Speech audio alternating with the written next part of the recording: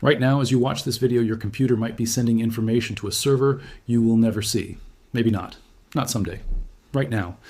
Every time you open an app, every time you click a button, every time your PC crashes at the worst possible moment, a tiny packet of data quietly leaves your machine and travels straight to Microsoft. They call it diagnostic data. Most people call it something else, spying. And here's the twist nobody is talking about. While you have been arguing online about whether Windows is watching you, something far bigger has been building in the background. A shift so massive that it could make every password, every encrypted file, and every private conversation you have ever had completely readable within the next few years. And the operating system leading the charge to stop that from happening is not Windows. It is Linux. Stick with me, because by the end of this video, you are going to understand exactly what your computer knows about you, why the quantum computing era is closer than you think, and why the free open source system that nerds have been using for decades might just be the only thing standing between your data and total exposure. Let's start with the elephant in the room. Windows telemetry. If you have ever opened Task Manager and seen a background process quietly sending data over your network, you have felt that little chill, that feeling of being watched. It is not paranoia. Microsoft openly admits it collects information from every single Windows PC on the planet. Device details, driver versions, update status, crash reports, hardware identifiers. This has been happening since Windows 10 launched back in 2015, and it sparked outrage almost immediately. Critics compared it to something out of a dystopian novel, a telescreen quietly reporting your every move back to a corporate headquarters in Redmond. It sounds dramatic, but the fear was real, and it pushed regulators into action. In 2017, the Dutch Data Protection Authority investigated Windows 10 and found that Microsoft's telemetry settings did not properly obtain informed consent from users. That is a polite way of saying people had no real idea what was being collected or why. A year earlier, French regulators at CNIL issued a formal notice over excessive data collection tied to Windows advertising identifiers. These were not small local blogs making noise. These were government privacy watchdogs, backed by law, forcing a trillion-dollar company to explain itself. Microsoft responded by tightening controls and introducing more transparency tools. But the damage to public trust had already been done. Once people believe their operating system is spying on them, that belief is incredibly hard to shake. So Microsoft tried something else. Transparency. In 2018, they released a tool called the Diagnostic Data Viewer. The idea was simple. Let users actually see the telemetry events being sent from their own PC in real time. Sounds great on paper.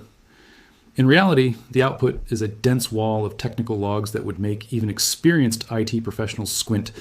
Timestamps, event names, obscure field values. It is transparency in the most technical sense of the word, but it is not exactly something your grandmother is going to sit down and audit on a Sunday afternoon. Still, credit where it is due, the tool exists, and anyone determined enough can dig through it. Microsoft has actually admitted, quietly, that it samples optional data from only a subset F devices, meaning not every single telemetry event comes from every single machine. For enterprise and education customers, there is significantly more control, including administrative templates and API access, that let large organizations audit exactly what is being sent and why. That level of control simply does not exist for the average person using Windows at home. Home and Pro users get a simplified toggle between basic and what used to be called full diagnostic data, but they cannot fully shut the required stream off through any officially supported method. Third-party tools like Shutup10 or W10 Privacy exist to help strip telemetry down further, but Microsoft does not officially endorse tampering with the system this way, and using unsupported tools always carries its own small risk. There is also a newer wrinkle worth mentioning. In recent Windows 11 Insider builds, Microsoft introduced a more targeted telemetry system designed specifically to catch sluggish performance. The idea is that when your system detects lag, stutter, or slowdown, it quietly logs system data locally, on your own machine first.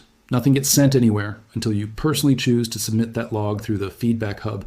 On paper, that sounds like a reasonable consent-based approach, but critics quickly pointed out a real problem. The term sluggish performance is vague. Nobody outside Microsoft knows exactly what threshold triggers a log. Is it a frame rate drop, a memory leak, a stalled process? Without clear published definitions, users and IT administrators are left guessing whether their systems are being monitored more than they realize, even with the best intentions behind the feature.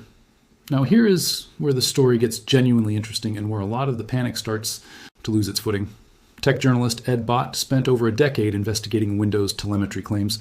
Not Reddit threads, not viral tweets, actual network monitoring, actual documentation. actual conversations with senior Microsoft executives. His conclusion, after 10 years of digging, was that there is no evidence Microsoft is secretly harvesting your emails, your documents, your photos, or your private conversations through telemetry. The required diagnostic stream covers boring stuff, device attributes, Windows and driver versions, crash signatures. It is not designed to capture the contents of your files.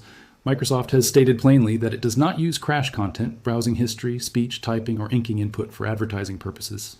But here is the honest, nuanced truth, and it matters. On consumer editions of Windows, that required telemetry stream cannot be fully disabled through any supported method. You can turn it down, you cannot turn it off. There's also a separate feature called Tailored Experiences, which uses a slice of optional data to personalize suggestions and advertising. And while you can switch that off, the fact that it exists by default rubs a lot of people the wrong way. This is the trade-off at the heart of modern computing. Microsoft argues that telemetry helps them catch bugs faster, patch security holes before they spread, and keep over 1 billion monthly active Windows 11 devices running smoothly across an almost infinite combination of hardware. That is a genuinely hard engineering problem, and telemetry does help solve it. But convenience always comes with a cost, and that cost is a small piece of your autonomy over your own machine. Think about that scale for a second. Microsoft has reported more than 1 billion monthly active Windows 11 devices worldwide. That is an almost infinite combination of hardware, drivers, and third-party software, and there is simply no practical way for Microsoft engineers to manually test even a tiny fraction of those configurations. Telemetry, in that specific sense, function less like a spy camera and more like a massive automated feedback loop that helps a company of that size keep the lights on for over 1 billion machines. Whether or not you like that trade-off is a completely separate question from whether it is technically necessary at that scale. This is not a black and white issue, no matter how loud either side yells online. Windows telemetry is not a covert surveillance operation stealing your identity while you sleep. But it is also not something you get a full, unambiguous choice about, especially on Home and Pro editions. And that lack of complete user control is exactly why a growing number of privacy-conscious users have started looking elsewhere. Not out of pure conspiracy thinking, out of a simple desire to actually own their own computer again.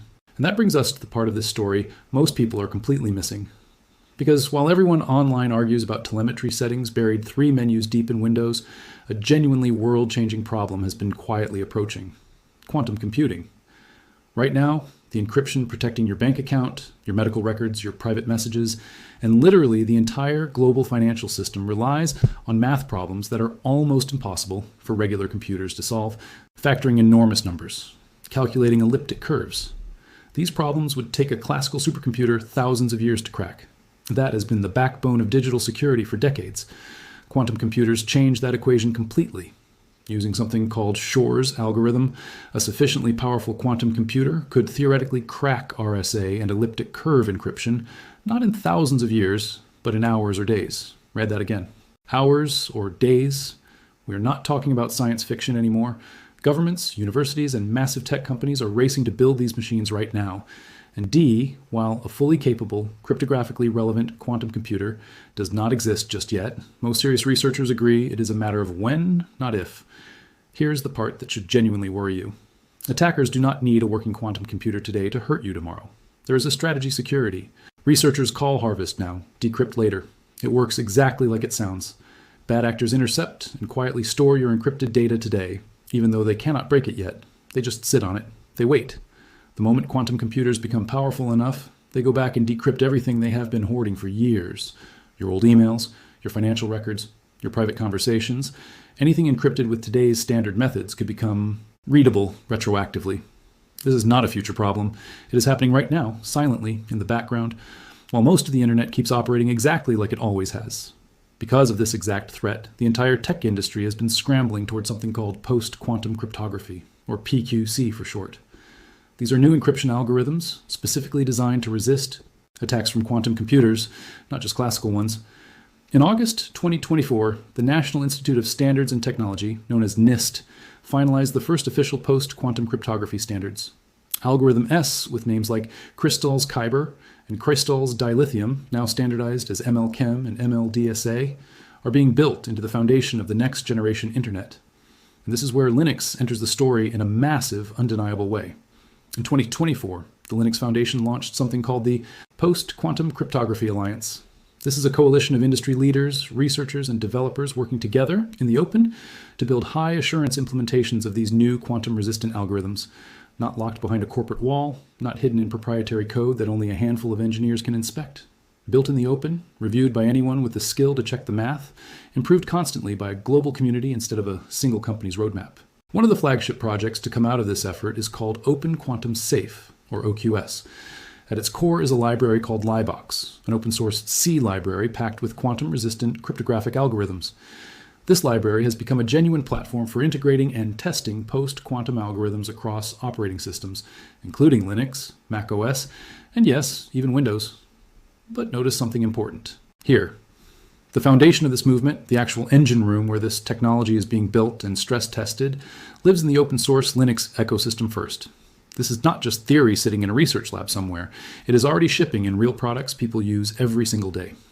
Red Hat Enterprise Linux 10 now supports post-quantum key exchange through the ML-Chem algorithm, protecting TLS connections established by OpenSSL, GNU-TLS, and NSS, along with SSH connections through OpenSSH. That means secure web browsing and secure remote server access on Red Hat systems are already being hardened against a quantum future. Today, not someday. RockY Linux, developed by CIQ, has been racing down a similar path, integrating post-quantum algorithms into its network security services module and pushing toward formal cryptographic certification. OpenSSL itself, the software library that underpins encryption for a massive portion of the internet, added post-quantum cryptography support, starting with version 3.5. And it is not stopping at software running on general-purpose computers either. Researchers have already pushed post-quantum encryption down into tiny, embedded devices. Open-source firmware projects have demonstrated full post-quantum handshakes completing in a matter of milliseconds on small microcontroller chips, the kind that power smart sensors, IoT devices, and edge hardware. There is also a growing open silicon movement, bringing together academic institutions and industry players to bake quantum-resistant cryptography directly into the physical chips themselves, not just the software running on top of them. Researchers working on this kind of hardware-level integration have already demonstrated dramatic performance gains, processing certain post-quantum algorithms several times faster than earlier implementations, while shrinking the memory footprint required to run them. This matters because software patches alone will not be enough. If the underlying silicon cannot efficiently handle these new algorithms, the whole system slows down, and slow security tends to get quietly disabled by frustrated users and administrators. Even the humble web server got the memo. NGINX rolled out post-quantum cryptography support to help secure the connection between your browser and millions of websites worldwide. Akamai enabled post-quantum cryptography at the edge of their network, protecting traffic before it even reaches its final destination. This is not one company quietly patching one product. This is an entire ecosystem, largely rooted in open source and Linux infrastructure, moving in coordinated lockstep toward a quantum-resistant future. Here is why that distinction actually matters for you, the everyday user sitting there right now. Closed, proprietary systems move at the pace their parent company decides. If a corporation is slow, distracted by other priorities, or simply chooses not to prioritize a security overhaul, users are stuck waiting, with no visibility into what is actually happening behind the scenes. Open source Linux-based projects do not have that bottleneck. Anyone can inspect the code. Anyone can contribute a fix. Anyone can AUD it, whether the encryption protecting their data is actually doing what it claims to do. That transparency is not just a nice philosophical bonus. In a world where harvest now, decrypt later attacks are already underway, transparency and speed of adoption could be the difference between your data staying private for decades or becoming an open book the moment quantum machines catch up. Now let's connect these two threads, because this is really the heart of the entire story. On one side, you have Windows, a closed, proprietary operating system that quietly collects diagnostic data by default, gives users only partial control over what leaves their machine, and moves at the pace of one company's internal priorities and legal pressure from regulators. On the other side, you have Linux, an open source ecosystem where the code is public, the telemetry is opt-in rather than baked in by default, and the response to arguably the biggest cryptographic threat in modern history is already shipping in production systems, built by a global community instead of a boardroom. This does not mean Windows is secretly evil or that Microsoft is lying to you about telemetry. The evidence genuinely does not support that level of conspiracy thinking, and a decade of independent investigation backs that up. But it does mean something important. In a world that is rapidly heading toward quantum-capable computing, the systems that give you visibility, choice, and community-driven speed are going to matter more than ever. Linux is not winning this race ease because it is flashy or trendy. It is winning because openness, by its very nature, forces accountability. When the code is public, there is nowhere to hide a shortcut. There is nowhere to bury a weak implementation. Thousands of eyes are watching, testing, and improving it, all the time for free. Let's talk timelines for a second, because context really matters here. Google has publicly stated its own internal target for completing its post-quantum cryptography migration is 2029. NIST's official standard, known as FIPS 203, mandates quantum-resistant security across sensitive systems by 2035. These are not casual suggestions. These are formal published deadlines from some of the most influential organizations in technology and government. If the biggest players in the industry are treating this as an urgent, decade-defining priority, it should tell you something about how seriously you should be taking it too, even as an everyday user who just wants their messages and files to stay private. And here is a practical point worth remembering. You personally do not need to become a cryptography expert to benefit from any of this. You do not need to manually install quantum-resistant algorithms on your own machine tomorrow morning. What actually matters is which ecosystems, which companies, and which operating systems are moving fastest, and most transparently to bake this protection into the tools you already use every day, quietly, in the background. The same way telemetry already works today, just pointed in a very different direction. That is exactly why the choice between an open, auditable system and a closed, opaque one stops being a niche debate for hobbyists and starts becoming a genuinely practical decision about your own long-term digital safety.